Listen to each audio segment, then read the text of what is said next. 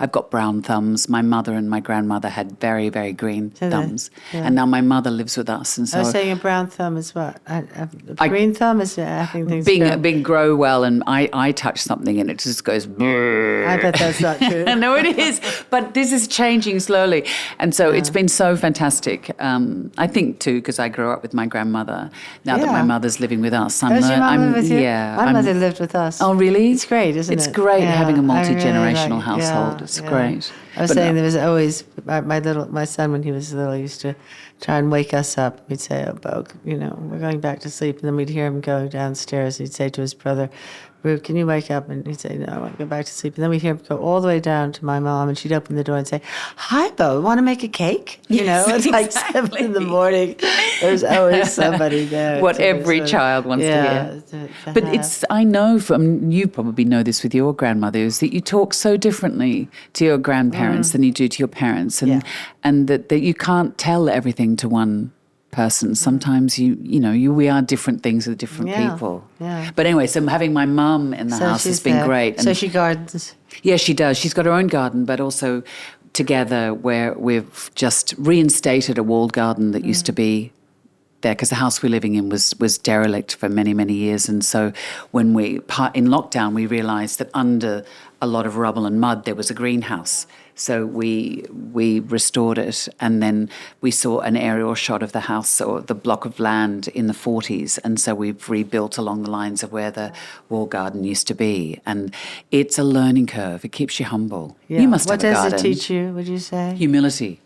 Because and patience. You don't have control over everything. Yes. And the weather. Yeah, and also, I think it's just that thing of knowing that certain moths are going to come, and so we're not having a lot of luck with broccoli and cauliflower, but Brussels sprouts are okay. Yeah. And so you cook with what you gather that day. So when you said we were going to do this today, I thought, well, Cate will come and we'll have a conversation and a sake tasting. So how did sake come into it? How did this happen? This is so cool. Well, it started a long time ago. I think, my mother and father drank sake when we went out to Japanese restaurants, and that was, to have a drink in a tiny little cup. I found all of the elements so beautiful.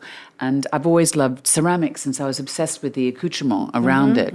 And then I worked with a Japanese skincare company. This is years ago, for about 15 years. And we would go to Japan a lot. And the active ingredients in the skincare was found when during the rice polishing process. Because obviously, and this one is a junmai daginjo, which is a highly polished rice, and that made the people who were working with the rice, their hands were just like infants' hands. Their skin was amazing. But as a result, I went to a lot of breweries, and I got really fascinated with the fermentation process and the fact that sake is brewed like a beer but drunk like a wine. And I thought, well, I often drink it when I'm having Italian food, because there's a purity and simplicity to, particularly to the way you serve it up, that also is quite twinned to the purity and simplicity of Japanese food. And I thought I would love to be part of trying to bring that to Western cuisine. Yeah. Open it up. I have to pour for you. You're going to pour for us? What is the ritual? Is there a ritual? Well, look, it's at the right temperature. You don't drink it hot. Because the first time I had... to a Japanese restaurant, they'll say, do you want it hot or do you want it cold, right? The first time I had sake, it was hot, but because this is the more highly polished it is, and this is really highly polished, it's polished to 35% for what that's worth, it has such a refined flavour that you don't want to heat it, because it would take all that complication away. Beautiful complication. You said to serve it in a wine glass. Well, yeah, I've always drunk it in a little vessel. Yeah, the ceramic. But there's something about you can smell it better, I think, and it doesn't feel so much like a spirit. Yeah, that's nice to you. Yeah, it's very fragrant. It's so nice that you're here. Some more sake together. And do you go to Japan? Do you go where they make it? Have you been? Yes. Yeah. It's been amazing, actually, being part of the process of seeing it made, and it's aged in a very cold environment too. This is so good. It's really good. How would you describe it? I think it's fruity, but it's not too sweet. It isn't sweet. It's great with asparagus, pineapple-y. I think you described the sake in very visual terms as well as taste terms. I always wanted to paint. Oh, you did? I always wanted to dance. Yeah. And by the way, can I just interrupt you for a minute and say those splits? The seagull? I'm still suffering. Don't.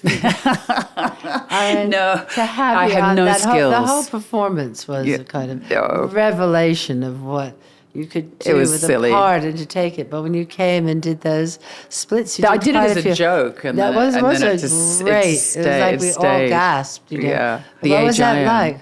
I think I make more sense in movement, I think. It's taken me a long time to get used to being sort of in a two-dimensional medium, or being photographed is always, I have to sort of trick myself into feeling comfortable.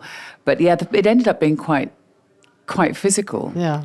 But, and conducting is physical. Yeah. It's dancing, actually. Dancing, your arms, your legs, the Yeah. splits. There's an amazing choreographer who also dances called Xavier Leroy. He watched Simon Rattle conduct The Rite of Spring. And when he every strand of hair is flying. He's such an incredible creature when he conducts. And he took that his act of conducting and turned it into a piece of choreography. And actually, when I was playing Tar in Todd Field's I wanted to ask you about that. Yeah. I watched that piece of that dance, and it was totally freeing. And so I saw it, the conducting, as a kinetic response, like dance is to music, or to silence, And so I found that quite liberating. Thank you for watching. If you enjoyed the conversation, please click the subscribe button. There you will see more videos on my YouTube channel. We'll also be posting new content that you can only find here. See you soon.